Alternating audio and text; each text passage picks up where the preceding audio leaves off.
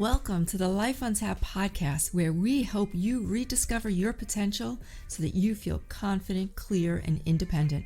Have you inadvertently put yourself last all these years by putting others first, only to wake up in your midlife and find yourself lost in the shuffle? Girl, I have so been there. Let me share with you the lessons I've learned to create a new direction to rediscover yourself. Together, let's go on a journey of mastering your potential, tapping into the power that already exists inside of you. We'll talk confidence, self-care, organization, health and well-being, money mindsets, financial hacks, and how to kick your limiting beliefs to the curb for good.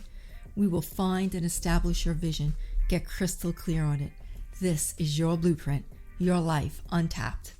I'm your host, Francine Rivera, lifestyle consultant and certified health coach. I'm also the founder of the Life Untapped coaching system, where you can earn as you learn with our affiliate program. Check it out at thelifeuntapped.com and grab our free mini course, The Guilt-Free Balanced Life, while you are there. Are you ready for your blueprint? Let's dig in. All right, welcome back to the show. I am so excited today because I am interviewing Jennifer Pickett. She is a dietitian turned functional wellness coach, and as a successful health coach to women across the country, she realizes that the last thing a woman needs is another unrealistic diet plan. She believes that to make the shift from knowing what to do to the actual doing, one must start with their mindset by acknowledging what is driving the unwanted behavior, becoming intentional with their actions, and learning to practice self-compassion. Specifically, she helps spiraling moms overcome their overwhelm through focused functional wellness coaching for the whole body, mind, and soul. Jenifer has 24 years of experience, the training as a dietitian, a master's degree in human nutrition, and a certification as a functional medicine health coach. She spent her entire career in the healthcare and wellness space. However, she'll be the first one to tell you that she's learned more from her own personal health struggles than her years of experience. And those struggles she kept hidden while wearing a mask that everything was fine, from the death of her mom and concern of a family medical history to gut health issues, depression, inability to lose weight, and lack of energy. She's learned that the value of becoming more mindful than being intentional with simple and realistic lifestyle changes. Jenifer, I am so excited to have you here. I'm just anticipating that we can talk forever about all the things. So thank you for coming on the show. Oh, you're welcome. I'm so excited to be here with you. I think it's going to be a fantastic discussion. I geek out on this stuff. I really do. And I know most people aren't like that. I mean, you seem to be. Obviously you're in the field. So I know my listener is going to just have tons of takeaways. So tell me, I guess, how you got started in the health field.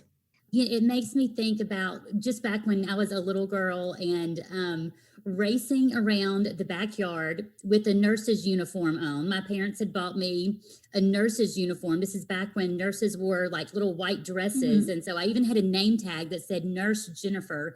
And I'd race around the backyard with my little first aid kit, just imagining all the people that I was saving, that I was helping. So I think as that was my start, it was a natural inclination to want to go into healthcare. I considered counseling, I considered nursing, I considered physical therapy. And I was at a university that had a very strong nutrition and dietetics program. And I decided I wanted to look into that. And so, meeting with the advisors and making that decision. And I thought, what a practical way to help people.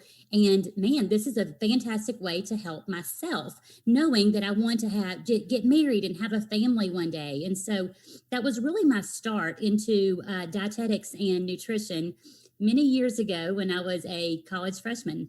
That's awesome. So you were traditional medicine as a dietitian. Mm-hmm. So what was the appeal? When did you make the switch over to functional? I made the switch over to functional medicine just a couple of years ago.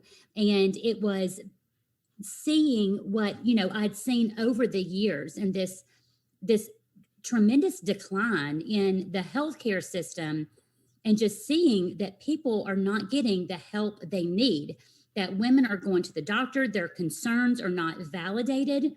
They're simply dismissed. I know I had experienced the same thing. Oh, you're just getting older. You're busy with your kids. That's why you're tired.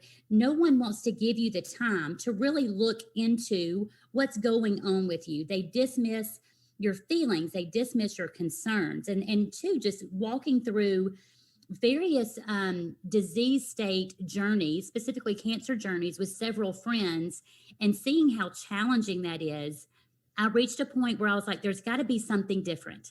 First of all, people are not getting the results they need. People truly want to embrace their health and take care of their health, and they're just put on a diet. And I mean, I had been a dietitian in the hospital setting, I know what this looks like, but I was like, okay, diets aren't cutting it. This is not working. And I had some personal health struggles and really felt like, what am I missing?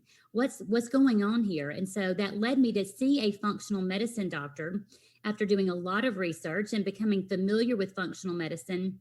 And I was astonished at how much time this doctor spent with me, listening to my concerns and validating my feelings. I wasn't crazy. I mean, there were some things going on that needed to be addressed. We were going to address the root issue. So we did some blood work. I worked with her extensively, and we made some tweaks in my routines, and it really made a big difference. And as I was starting my coaching business and going through this same personal health struggle of mine, I thought, you know what? I really want to level up. If this is the way I can help people, how am I going to go about and do that?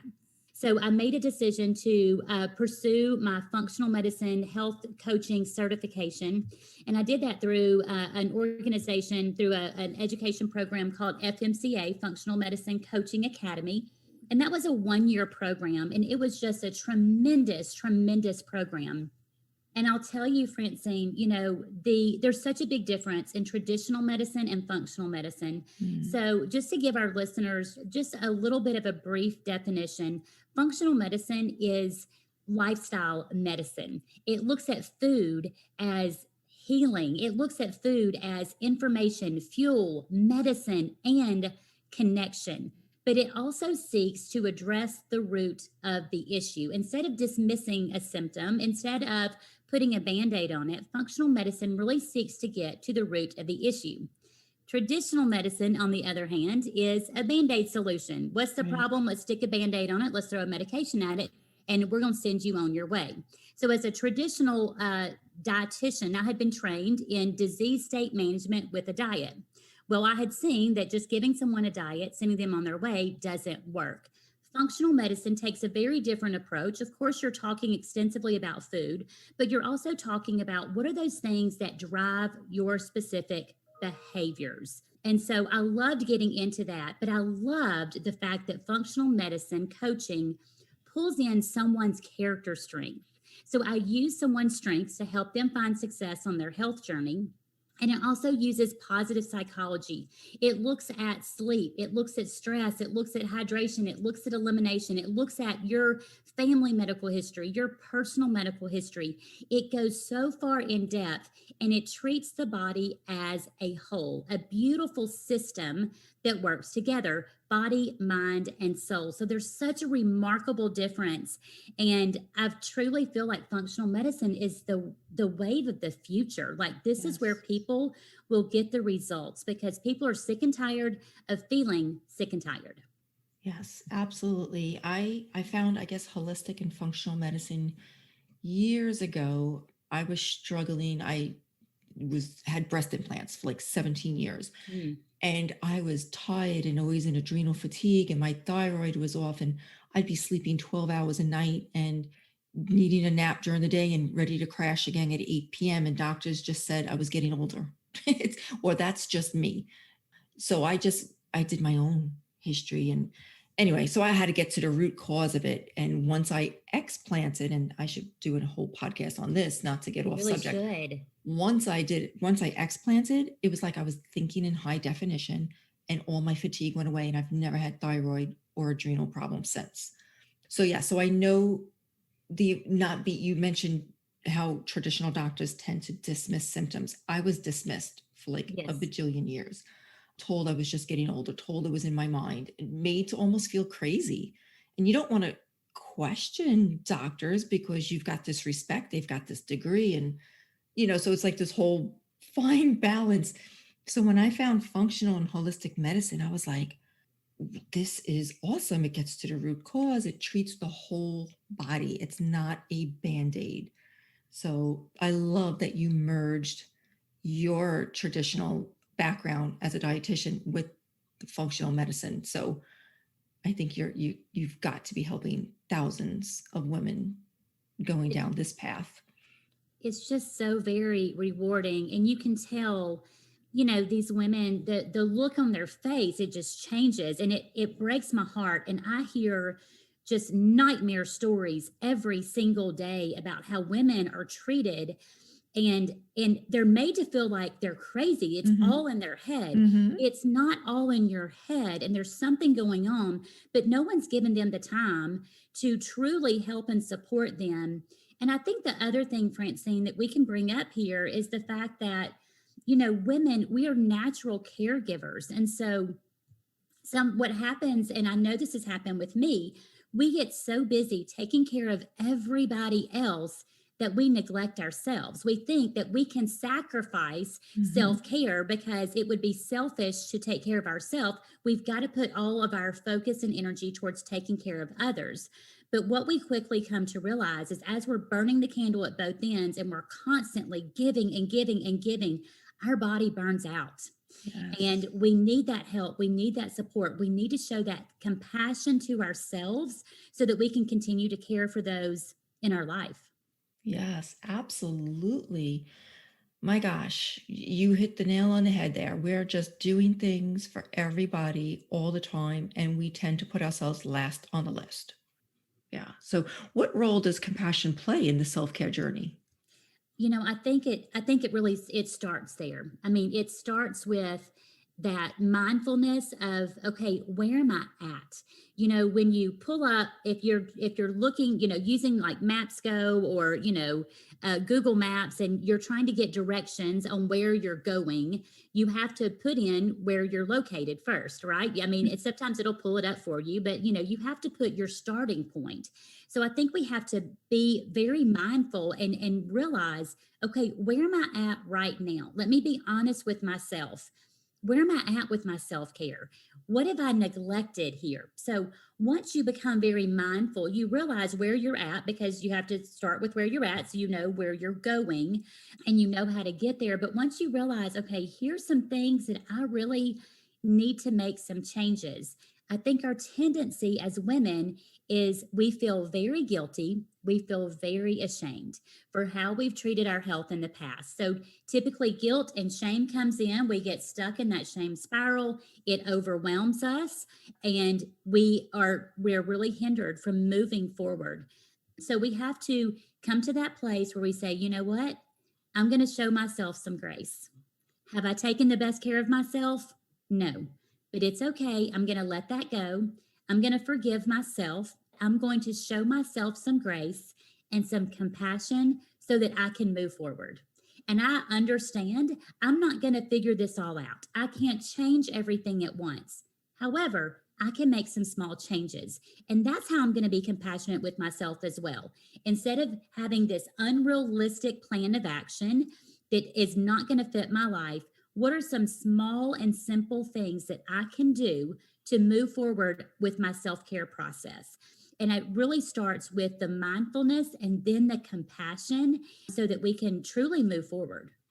Again, my listener has done this exact thing that we're speaking about. Just put everybody else first and figured she'd have time for herself later, and now is feeling guilty about it. So I love grace. You have to have grace, no shame, no guilt, and take baby steps into correcting it and reshifting the balance in your life and focusing on yourself. You can't pour into others unless your cup is full.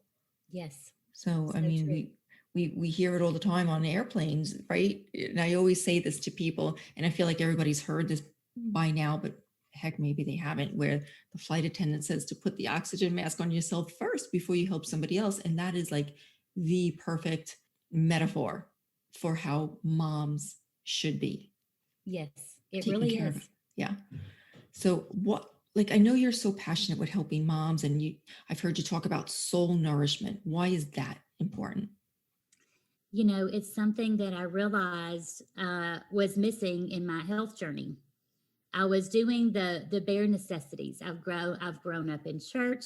I've been a Christian for so many years, and sometimes you start to treat things instead of like a relationship, you treat it like a checkoff box. Like I was doing a quiet time, but it wasn't meaningful.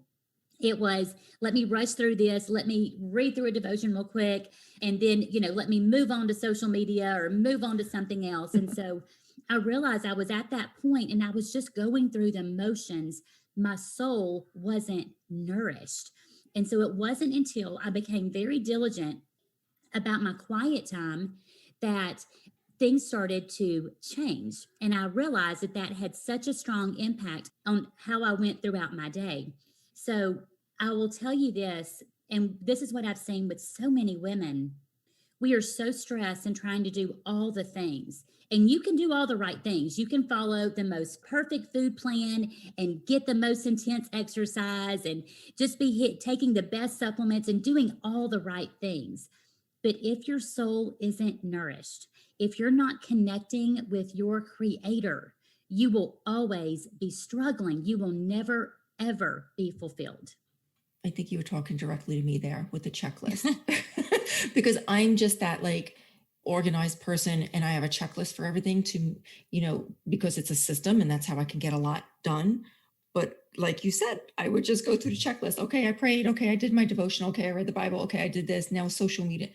And yeah, I'm not being intentional enough. So that is definitely an area I am working on. You spoke about how you learned more in your personal life than all your years of schooling. You described your mother's death as a wake up call. So maybe you could tell us more about that. Yeah, it definitely was. I had spending all these years in healthcare, and then from a ministry perspective, a volunteer perspective, had run a cancer ministry, a cancer support group, and honestly felt like, Francine, I can just be real with you. Honestly, felt like, okay, God, I've done my good deeds, so you're not going to let this horrible disease affect me in any way because I'm helping others. And when I got that phone call, and my mom told me she was diagnosed with triple negative breast cancer, it just, that's the worst. It's always the worst phone call. But I shifted into that mode of, okay, we're going to go through a really rough time, but we're going to get through this. She's going to be fine. People get treatment and, go through rough cancer journeys and they're fine all the time. That's going to be the case with my mom. And when she died, just a few short months later, it scared me. I was already worried about my family medical history, already very concerned because it already felt like the cards were stacked against me. Now, with my mother's breast cancer diagnosis, and she also had a pre existing liver condition, which I was learning more about as we went through this horrific process of us losing her. I was like, my goodness, like, what am I going to do? So it was a wake up call. At first, my tendency was, let me just take this grief and shove it down. And I've got to help my kids and I've just got to put on a good face. But I was growing increasingly anxious about my own health. And I thought, I've got to be here for my kids. Like they need me. Mhm. I don't want them to lose me earlier because I have all of these things that could go wrong. So it really made me step up my game. Was I already taking care of myself in a lot of ways? Yeah, sure. But it was a wake up call for me it was time to level up. It was time to get a little bit more serious about this and stop it with the excuses because I was the queen of excuses. I could always put it off.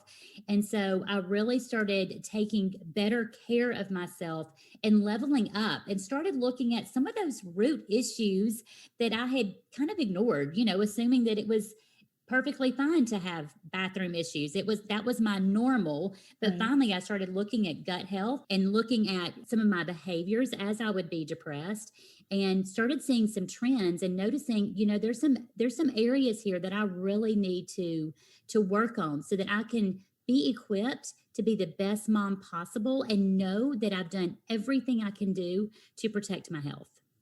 First, my deepest condolences for the loss of your mother. Losing your mom, I know, is like one of the worst things that can happen. She's your first best friend. Yes, my And biggest then, cheerleader. yeah. So then to be worried about the health, the hereditary issues, like you're trying to take care of yourself and you know stress is bad, but then you're stressing over your family history. So it's like this whole thing you're trying to navigate to try and take better care of yourself and not stress over what's hereditary and what you can control. Yeah. Hey, so we're going to stop right here with Jenifer, and we're going to pick up next week and continue our conversation about holistic, functional wellness and all things to take care of yourself. So be sure to check us out next week.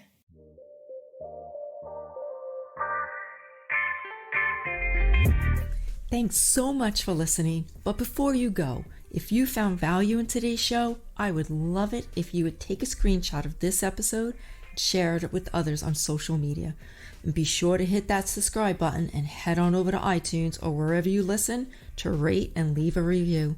It is how we can empower, educate, and shift how others visualize their lives. Until next time, my friend, remember to live a life untapped. You are worth it.